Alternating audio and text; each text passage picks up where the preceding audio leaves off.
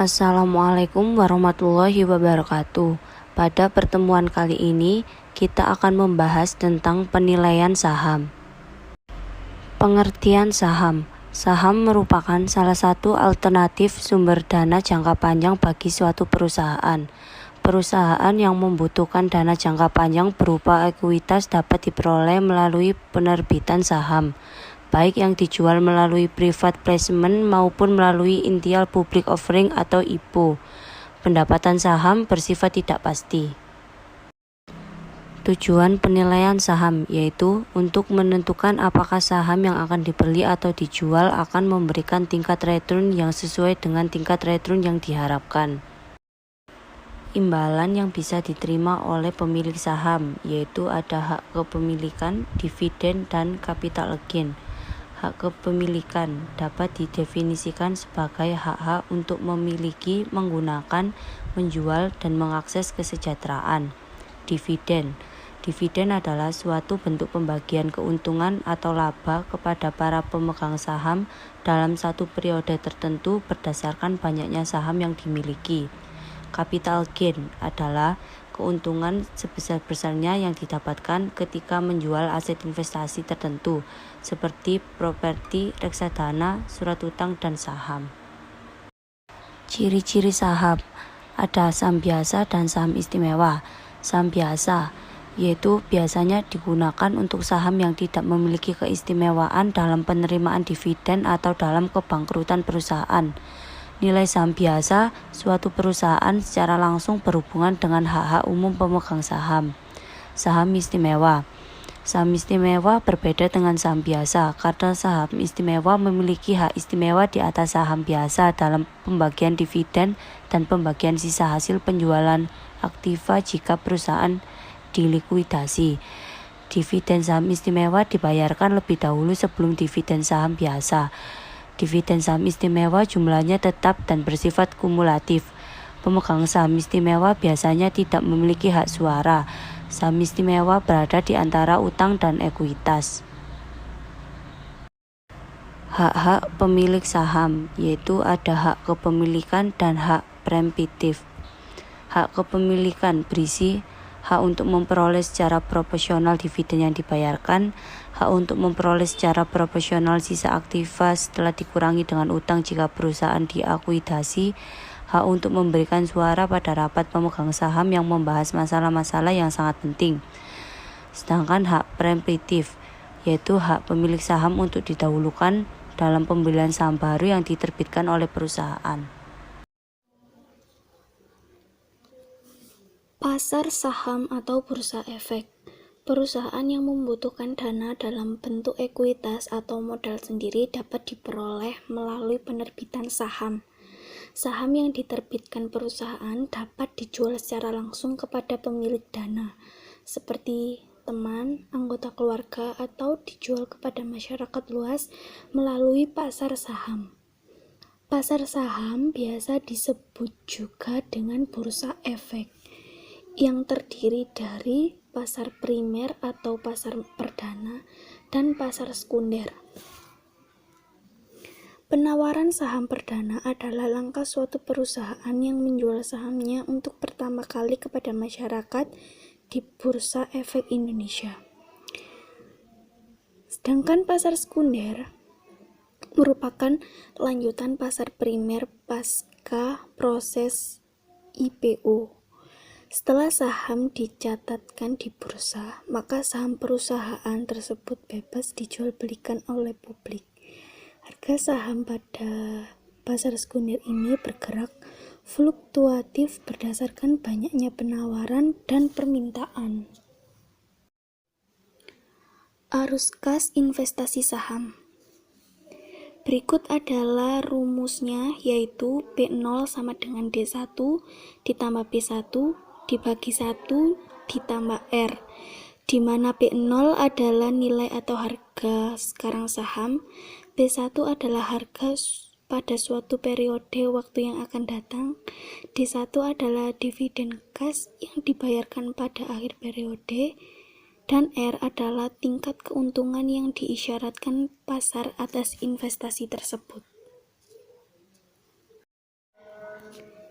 Contoh soal, Budi mempertimbangkan untuk membeli saham pada hari ini, lalu merencanakan untuk dijual kembali 1 tahun kemudian dengan harga 6.000. Budi memperkirakan saham tersebut akan membayarkan dividen pada akhir tahun sebesar 750 per saham.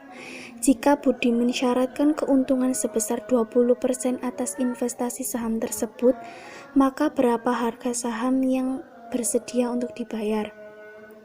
Jawab, P0 sama dengan D1 ditambah B1 dibagi 1 ditambah R. Di mana D1 diketahui yaitu 750 ditambah B1 yaitu 6.000 dibagi 1 ditambah 0,2 ini dari 20% tadi. Didesimalkan. Yaitu sama dengan 6.450 dibagi 1,2 hasilnya 5.625. Pendekatan dividen saham. Yang pertama yaitu dividen tetap. Pendekatan ini menganggap bahwa besar dividen kas yang dibayarkan perusahaan tetap setiap tahunnya. Pendekatan ini lebih tepatnya untuk menentukan nilai saham istimewa daripada saham biasa. Untuk rumusnya yaitu P0 sama dengan D dibagi R.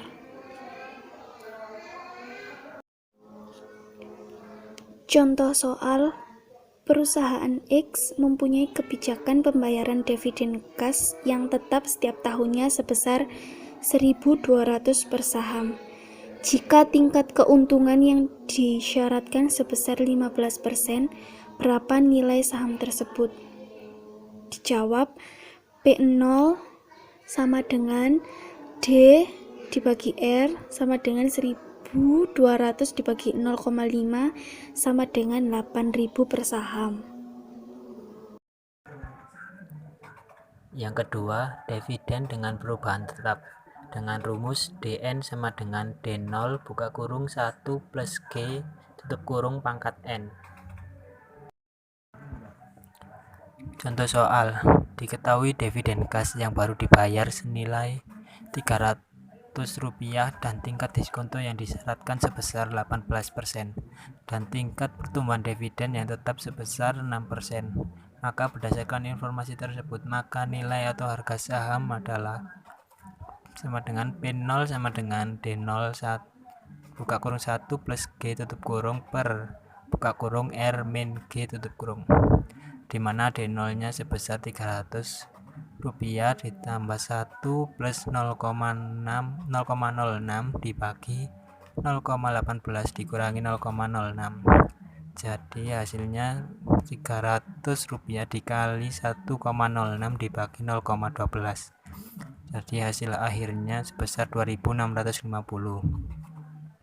Jika ingin mengetahui harga saham pada saat yang akan datang, maka diperlukan rumus umum untuk mencari DN yang dari soal tadi. Maka kita ingin mengetahui harga saham pada tahun ketiga, di mana D3 sama dengan Rp300 dikali 1 plus 0,06 pangkat 3.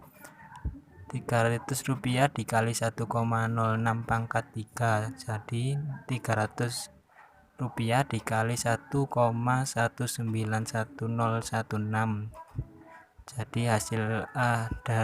jadi hasil saham pada tahun ketiga adalah Rp357,3. Dengan demikian total sahamnya pada tahun ketiga sebesar P3 sama dengan D3 kali 1 plus G per R min G, dimana D3 nya adalah Rp357,3 dikali 1,06 dibagi 0,12 sama dengan 3.156.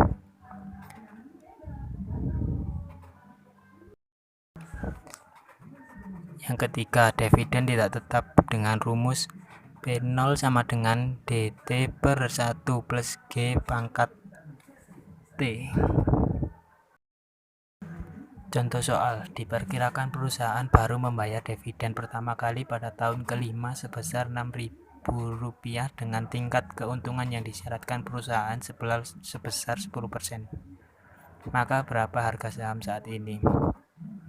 Harga saham saat ini dirumuskan sebagai P0 sama dengan DT per 1 plus G pangkat T, di mana DT-nya sebesar 6.000 dibagi 1 plus 0,1 pangkat 5 karena tahun kelima.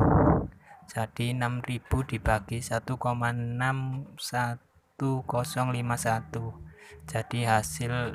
Jadi harga saham pada saat ini adalah sejumlah 3.725. Dan pada tahun pertama dividen cash diharapkan sebesar Rp100 dan pada tahun kedua sebesar Rp150. Setelah tahun kedua dianggap mengalami tingkat pertumbuhan yang tetap sebesar 5% per tahun. Jika tingkat keuntungan yang disyaratkan sebesar 8%, maka berapa harga saham hari ini? Harga saham hari ini karena adanya tahun pertama dan tahun kedua yang berbeda dalam tingkat pertumbuhannya, maka menggunakan rumus P2 sama dengan D2 1 plus G dibagi R min G, di mana D2 nya sebesar 150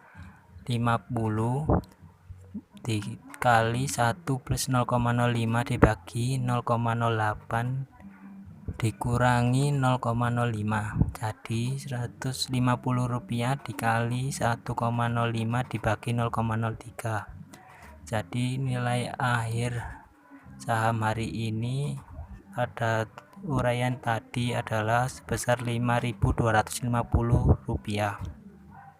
Selanjutnya dapat dihitung total nilai sahamnya, di mana saham hari ini pada tahun pertama diketahui sejumlah Rp100 dibagi 1 plus 0,08 pangkat 4 dan ditambah 150 dibagi 1 plus 0,08 pangkat 2 ditambah 5.250 dibagi 1 plus 0,08 pangkat 3 dengan hasil masing-masing sejumlah Rp93 ditambah Rp179 ditambah Rp4.168. Jadi nilai saham saat ini secara keseluruhan adalah Rp4.390.000. Mekanisme perdagangan saham. Yang pertama, mekanisme perdagangan di bursa. Pada gambar di atas dapat dijelaskan pada proses perdagangan nasabah akan mendaftarkan keanggotaan bursa, baik nasabah beli maupun nasabah jual, serta melakukan transaksi order entry di lantai bursa dengan sistem perdagangan atau JATS. Lalu pada proses penyelesaian nasabah mentransfer dana pada sistem penjaminan dan penyelesaian transaksi baik nasabah beli maupun nasabah yang menjual. Yang kedua, mekanisme perdagangan secara remote. Sedangkan pada mekanisme ini pemodal atau nasabah melakukan order kepada penjual saham, lalu penjual akan memvalidasi orderan dari nasabah sebelum memasuki penanggung jawab pesanan dan perdagangan. Setelah itu, pesanan akan masuk ke dalam sistem perdagangan bursa. Pihak sistem perdagangan bursa akan mengkonfirmasi pesanan nasabah melalui penjual. Dari sistem perdagangan bursa tadi akan masuk dalam pengelolaan data transaksi anggota bursa, lalu kemungkinan keuntungan atau kerugian yang diperoleh nasabah dari transaksi yang terjadi tadi timbul dari sistem perdagangan bursa yang berhasil ataupun gagal dalam transaksi. Penyelesaian transaksi bursa dapat dilakukan dengan tiga cara.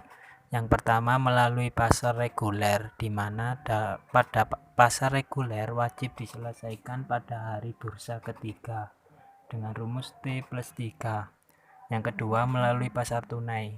Pada pasar tunai diwajibkan diselesaikan pada hari bursa yang sama dengan rumus T plus 0. Yang ketiga, pasar negosiasi. Pada pasar negosiasi sesuai dengan kesepakatan antara anggota bursa jual dengan anggota bursa beli. Sekian dari kami. Kami minta maaf jika ada salah kata. Wassalamualaikum warahmatullahi wabarakatuh.